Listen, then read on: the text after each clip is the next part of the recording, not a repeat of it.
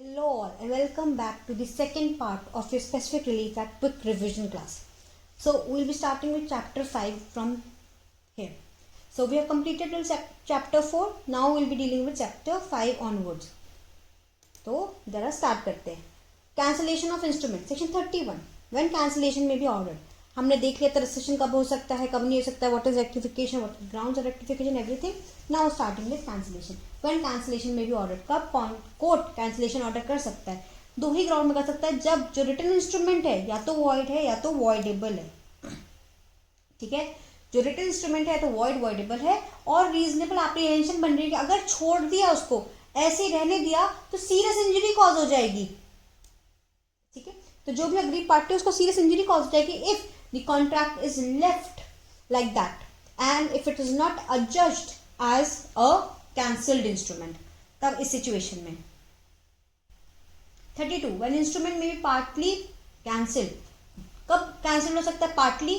जब it is evidence of different rights or different obligations. जब different rights and different obligations हैं और जो कि अलग अलग फुटिंग्स में स्टैंड करे तब आपका पार्शियल कैंसिलेशन भी हो सकता है. तो partial rectification is not allowed, partial cancellation is allowed, partial rescission is not allowed, but partial cancellation is allowed.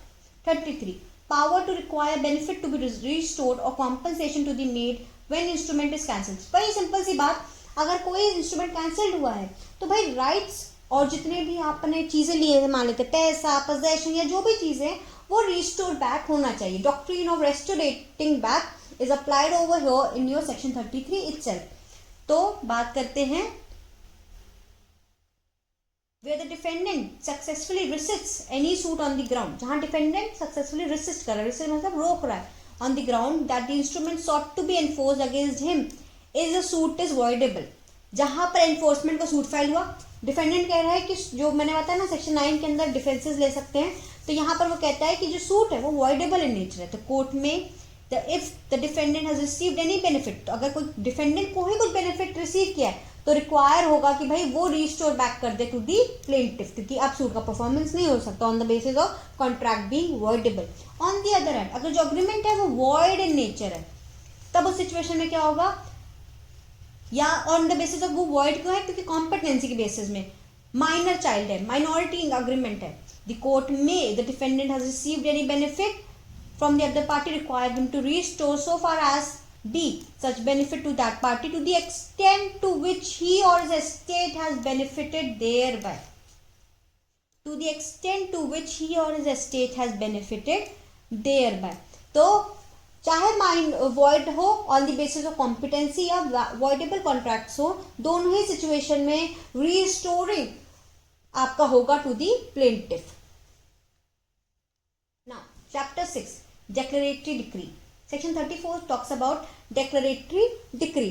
ये declare कर रहा है कोई right, कोई कैरेक्टर किसी पर्सन का डिक्लेयर होता है. तो देयर आर सिचुएशन जब आप सूट फाइल करते हैं जहां पर मान लेते हैं फॉर एग्जांपल कोई क्लेम कर रहा है, मैं कहती हूँ my name is Made Legally, इस चैनल का नाम मेड लीगली है, but the other party is not ready to accept that. तो इस सिचुएशन में मेरे पास क्या राइट, मेरे पास क्या एक रेमेडी बन रही है, कैसे मैं उनको यकीन दिला दूं कि इस चैनल का नाम, मेरा नाम मेड लीगली है. तो उस चीज के लिए मैं सूट फाइल करती हूँ for declaring the name as Made Legally, या डिक्लेयरिंग द कैरेक्टर. जैसे बहुत ज्यादा बाहर होता है कि लोग कहते हैं कि I am a female, but वो identified in the group as a male हो जाते हैं. हाँ, तो इस सिचुएशन में अगर मुझे ये क्लेम करना है कि I am a female, I am not a male, तो मेरे पास क्या रेमेडी है, तो मैं कोर्ट से जाके अपना ये कैरेक्टर को डिक्लेयर करा सकती हूँ, इस अपने सेक्स रेशियो को डिक्लेयर करा सकती हूँ. ठीक है. Section 34 discretion of court as to declaration of status or right. Any person entitled to any legal character or to any right as to property may institute a suit against any person denying or interested to deny. या तो deny कर रहा है या आगे जाके deny कर सकता है his title to such character or right, and the court may in its discretion make therein a declaration to that effect. ठीक है. तो कोई भी लीगल कैरेक्टर या right related to any property हो रहा है या कोई भी ऐसी सिचुएशन है तब उस सिचुएशन में वो चीज को हम डिक्लेयर करा सकते हैं. Provided that the no court shall make any such declaration where the plaintiff being able to seek further relief than a mere declaration omits to do so. जहाँ 34 का प्रोवाइडो सिंपल सी ये बात कर रहा है, जहां पर मैं कोई और रेमेडी को सीख कर सकती थी, मैं कोई और रिलीफ ले सकती थी, पर मैंने वो ना लेके डिक्लेरेशन का सोचा, तो कोर्ट इसमें बाउंड नहीं है कि वो डिक्लेयर करे, क्योंकि आपके पास कोई और रेमेडी भी अवेलेबल है जो कि इजियर रेमेडी है दैन द मियो डिक्लेरेशन, तब वो अलाउ नहीं होगा। 34. Effect of declaration. A declaration made under this chapter is binding only on the parties to the suit. किन किन पे बाइंडिंग रहेगा? Parties to the suit, persons claiming through them, and where any of the parties are trustee on those parties. तीन लोगों के ऊपर declaration valid रहता है, parties के ऊपर, उनके legal representatives के ऊपर और trustees के ऊपर. Now, part 3, preventive relief. These are talking about the different kinds of injunctions. 36. Preventive relief how granted. Make sure कि आप इसके जो टाइटल है ना ये याद रखें, क्योंकि सेक्शन नंबर के साथ पूछ लिए जाते हैं ये आपके प्रीलिम में. तो preventive relief how granted is given under section 36 which says it can be granted at the discretion of the court. तो preventive relief is a discretionary power of the court to grant or not to granted by injunctions, जो कि हो सकते हैं तो temporary या perpetual.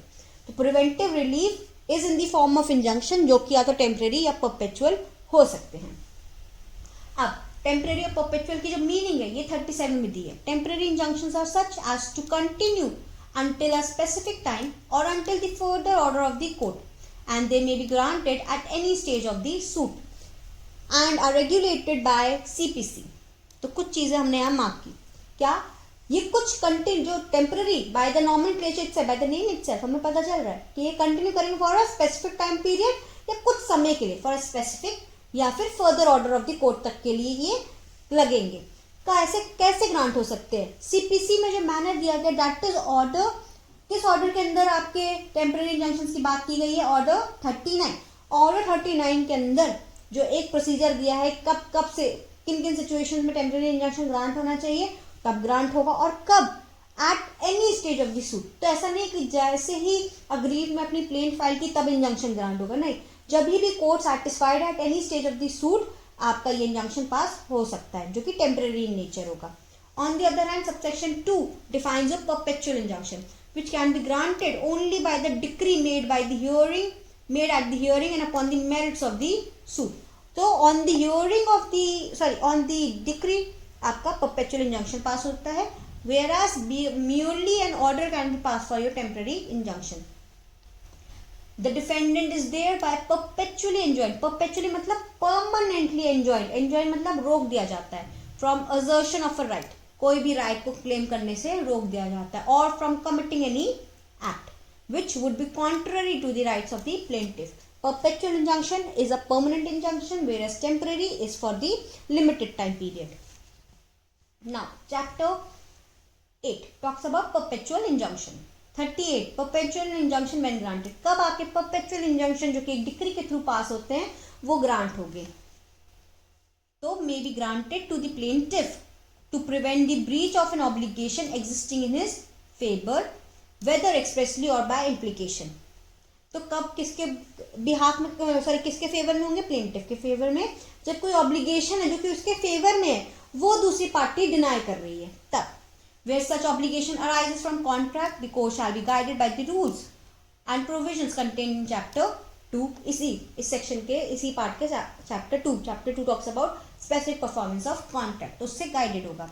where the defendant invades or threatens to invade the plaintiff's right to enjoyment of property, the court may grant a perpetual injunction in the following cases. जहां पर defendant या तो थ्रेटन कर रहा है या तो इन्वेड्स कर रहा है, किसी तरीके से वो कहते हैं हैम्पर कर रहा है प्लेंटिफ के राइट प्रॉपर्टी को एंजॉय करने की, तो परपेचुअल इंजंक्शन ग्रांट हो सकता है. कब? जहां पर defendant is a trustee of the plaintiff, more trustee था, सिर्फ केयर टेकर था, तब. where there exists no standard for ascertaining the actual damage caused, जो हमने सेक्शन 14 में भी देखा था. C where the invasion is such that the compensation money would not afford the adequate relief, वही सेक्शन 14 वाला, adequate relief नहीं होगी, कोई ascertain करने का actual damage कोई standard ही नहीं है. where the injunction is necessary to prevent multiplicity of judicial proceeding की multiplicity of proceedings को रोकने के लिए भी आपका ये इंजंक्शन को ग्रांट करना इज इम्पोर्टेंट. 39 अभी हम देख रहे हैं मैंडेटरी इंजंक्शन. मतलब this is a different kind of injunction. अभी हमने जब 36 पढ़ा तो हमने पढ़ा कि यहाँ पर सिर्फ दो ही काइंड ऑफ इंजंक्शन की बात की, temporary and perpetual, but there is another kind of injunction which is given under section 39, and thereby the provision is very important, the provision as well as the section number. Make sure that you remember the sections of each and every section number of your specific relief act, very important. Mandatory injunction: when to prevent the breach of an obligation, it is necessary to compel the performance of certain acts. मतलब जो हमारा एक stereotype बना हुआ है injunction मतलब किसी को रोकना, किसी के ऊपर कोई स्टे लगाना, उससे हट कर होता है मैंडेटरी इंजंक्शन, जहां पर इंजंक्शन का मतलब ही थोड़ा चेंज हो जाता है। यहाँ पर हम किसी पर्सन को बाउंड करते हैं कि जो तुम्हारी ऑब्लिगेशन है कोई ड्यूटी परफॉर्म करने की, वो तुम परफॉर्म करो। तो there is a compulsion to perform some obligation, understood? Temporary and perpetual injunction is somehow putting a stay upon the party not to do some act, whereas mandatory injunction is compelling the party to do some act which is an obligation given by the court himself, from the law itself to perform it. ठीक है?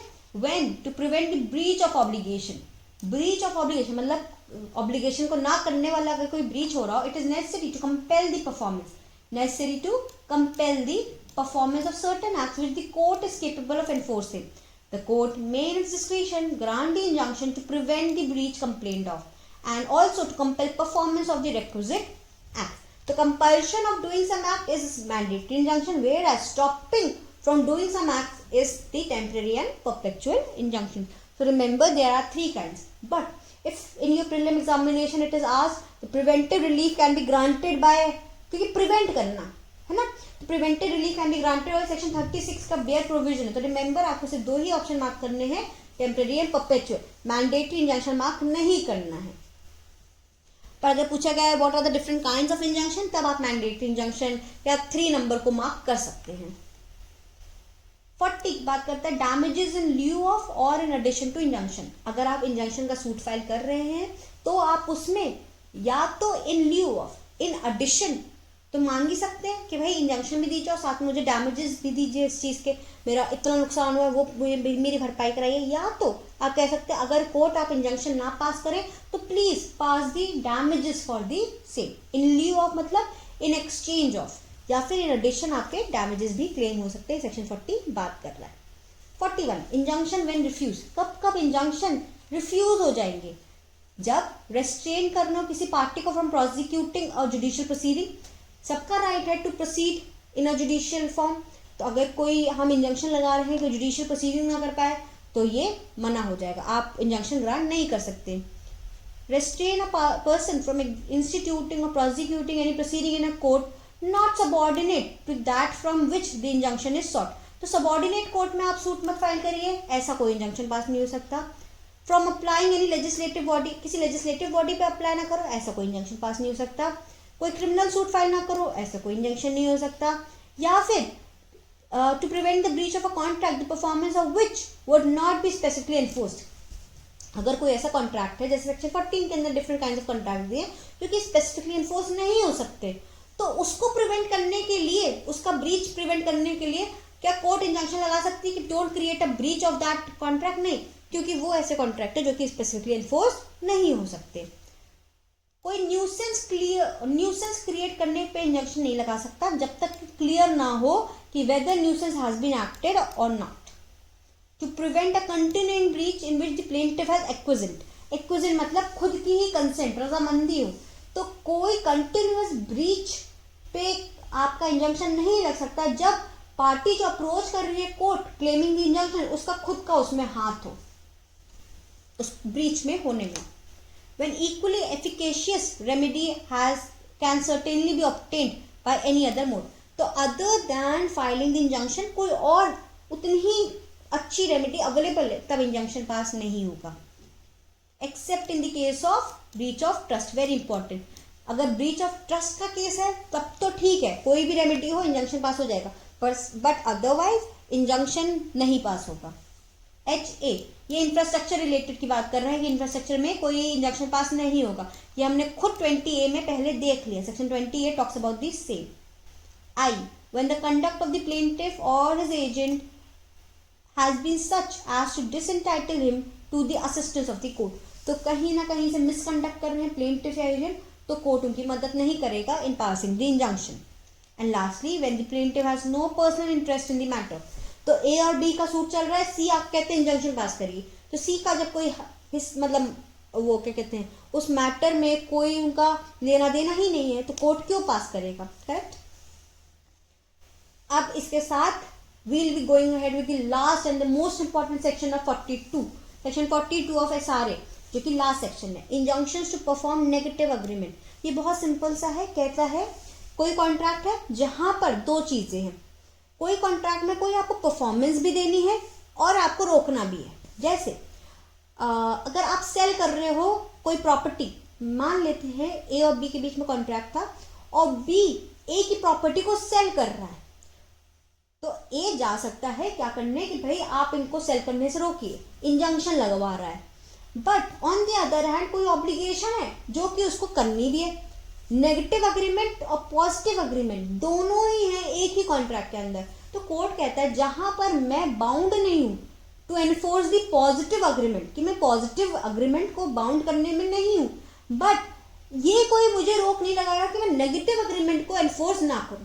तो जब कोई एक positive act है एक negative act है, दोनों ही एक्ट्स मतलब एक ही कॉन्ट्रैक्ट में दिए हुए हैं, जहां पर हम पॉजिटिव एक्ट मतलब कोर्ट पॉजिटिव एक्ट को एनफोर्स नहीं करा पा रहा है, but still he has the power and a right to enforce the negative agreement. ये बात करता है सेक्शन 42. ठीक है. Injunctions to perform negative agreements, मतलब अगर कोई नेगेटिव अग्रीमेंट है तो उस पर इंजंक्शन टू परफॉर्म मतलब मैंडेटरी इंजंक्शन पास हो सकता है, चाहे आपका परपेचुअल और टेम्परेरी इंजंक्शन पास हो रहा हो ना हो रहा, उससे कोई मतलब नहीं है. Understood. With this we have ended with our specific relief act, and I hope this class was interesting. You understood SRA as a whole.